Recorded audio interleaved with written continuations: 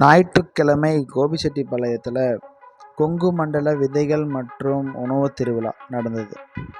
அதுதான் நீங்கள் இப்போ பார்த்துட்டு இருக்கிறீங்க. வணக்கம் மக்களே, நான் உங்கள் விஷ்ணு, அந்தியூர்லேருந்து. இந்த பழங்கால பொருட்கள், அரிய பொருட்கள்லாம் பார்க்க பழைய நினைவுகள்லாம் வந்தது. எங்கள் வீட்லேயும் கொஞ்சம் பொருட்களை சேமித்து வச்சுருக்கிறேன். அதை நான் ஒரு வீடியோவை காட்டுறேன். விசைக்கறி அழகாக வசிக்கிறேன் பாருங்கள்.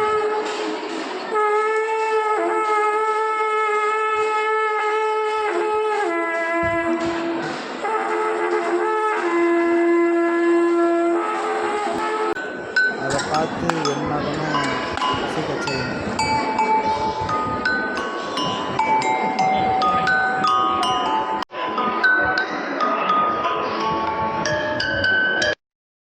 எண்ணில் அடங்கா வகையான நெல்மணிகள், தானியங்கள், சிகப்பரிசி, இன்னும் பல வகைகள் எல்லாமே இருந்தது.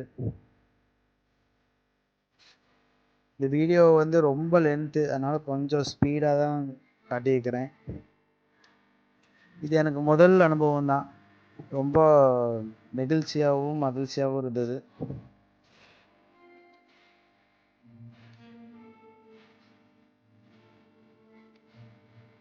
கைத்தறி நெசவு செய்து காட்டினாங்க. விவசாய பொருட்கள், வீட்டு உபயோக பொருட்கள் எல்லாமே காட்சிப்படுத்தியிருந்தாங்க.